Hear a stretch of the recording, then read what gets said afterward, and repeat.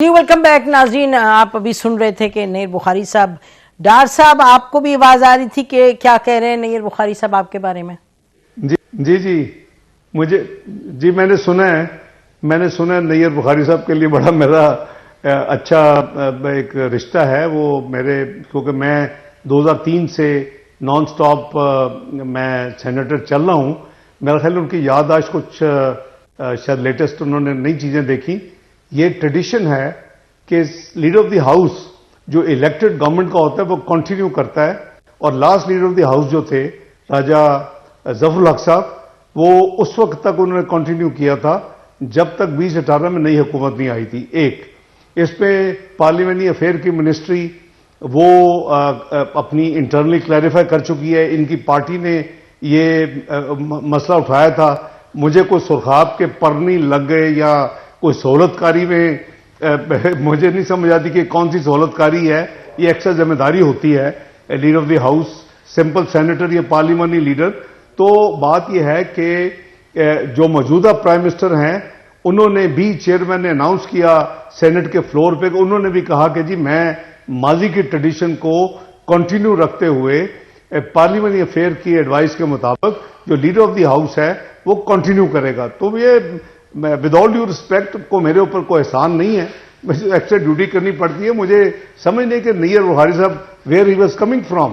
वो एक उन्होंने कहा कि आपको ही सेड कि जी पर्क्स और प्रिविलेजेस मिलते हैं। साथ उन्होंने ये भी कहा कि अफसोस करने गए थे आप वहां गवर्नर के यहाँ, गवर्नर हाउस गए अफसोस करने, और वहां जाके टिकटें बांटनी शुरू कर दी, और वो आपने अपना इलेक्शन का उसको बना लिया मौका, और वहां टिकटें बांटी हैं। तो आया था कि आपके प्रेसिडेंट गए वहां पार्टी बहुत ही मैं अर्ज करता हूं, मैं समझता हूं कि ये बहुत छोटी सोच है, हमें इससे बाहर निकलना चाहिए। गवर्नर की वाइफ की डेथ हुई और उनका बेटा और वाइफ दोनों हादसे में बेचारे फौत हुए।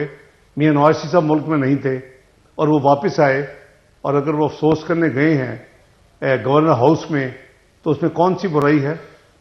क्या जरदारी साहब सदारत का टेन्योर मुकम्मल होने के बाद क्या वो ऐसे एक्शंस नहीं करते रहे? मैं मतलब अजीब हम बहुत पैटीनेस में चले जाते हैं। मुझे अफसोस है नैयर बुखारी साहब की इस सोच पे।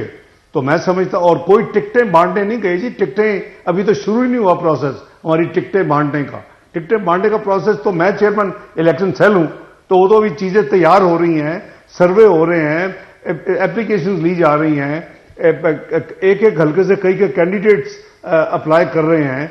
हमारा एक पूरा प्रोसेस होता है जो विच रन ऑन वीक्स, उसके बाद इंटरव्यूज होते हैं। पता नहीं वो क्यों इस किस्म की, देखिए ये इस घटिया सियासत से हमें बाहर निकलना चाहिए। और ये घटिया सियासत के दोनों आपने जो मिसालें दी हैं वो टिपिकल हैं कि हमें थोड़ा सा मैग्नेनिमिटी, कोई एक एक रख रखाव, एक इखलाकियात के अंदर रह के ये पैडी सियासत करनी है तो वो तो काफी हो चुकी है पिछले 75 साल में इस मुल्क में। इससे बाहर निकलें, और कोई ऐसी बात नहीं है जिसमें कि वो अगर मियां नवाज शरीफ साहब उनके अपनी पार्टी के जो थे लोग, उनकी तरफ से उनको गवर्नर लगे थे, वो उसको भी छोड़ें। ह्यूमन एंगल से देखिए कि वो हमारे एमएनए रहे हैं, हमारे मिनिस्टर रहे हैं 20, 13, 18 में।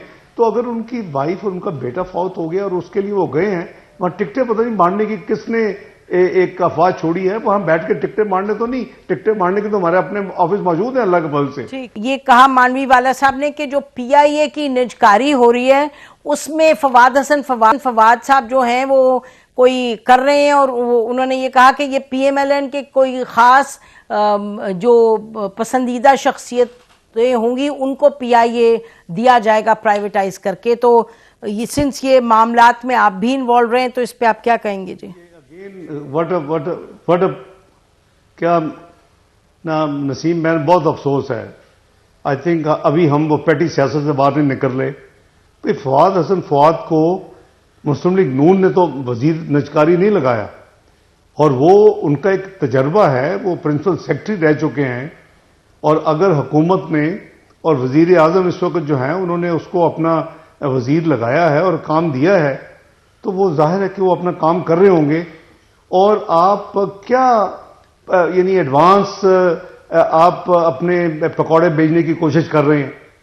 और भाई कोई ऐसी बात नहीं है कि यानी ये मुझे इन प्रिजम्पटिव, और आप मीडिया को भी मुझे अफसोस है कि आप उनको चेक नहीं करते कि भाई कौन सा प्रूफ लाओ, तुम्हें क्या क्या तो प्रूफ है इसीलिए तो आपके सामने ये रखा है, डर्टी इलेक्शन लड़ने की मत कोशिश करें। डार साहब आपके सामने इसीलिए तो रखा है कि नहीं, डर्टी इलेक्शन लड़ने की मत कोशिश करें। मैं ये तीनों चीजें आसिफ अली जरदारी साहब से बात करूंगा।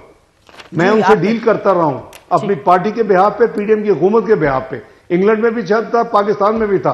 अब नहीं, मैं 2002 से मोहतरम बेनजीर भुट्टो साहब से मैं ये तीनों चीजें जो आपने भी कोट की हैं, मैं आपसे वादा करता हूं कि मैं आसिफ अली जरदारी साहब से गिला करूंगा, बात करूंगा कि अपने लोगों को रोकें, इस तरह की गैर जिम्मेदाराना स्टेटमेंट्स ना दें।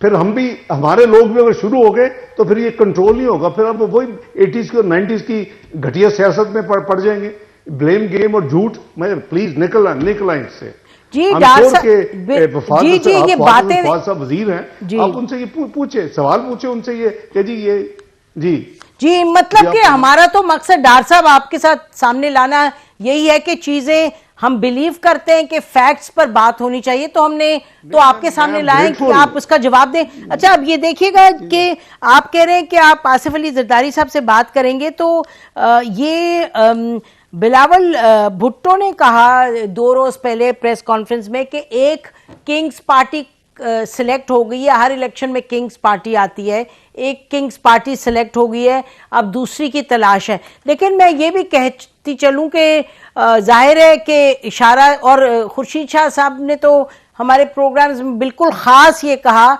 आप लोगों की पार्टी का, नवाज शरीफ साहब का नाम लेके कहा कि जी बाप पार्टी को कहा गया कोट अनकोट के बजाय हमारे पास आने के ये पीएमएलएन को ज्वाइन करें। फिर उन्होंने कहा साउथ पंजाब में वोट कहा गया उन नामों को जिन पर हमने काम किया था कि आप जाके पीएमएलएन को ज्वाइन करें।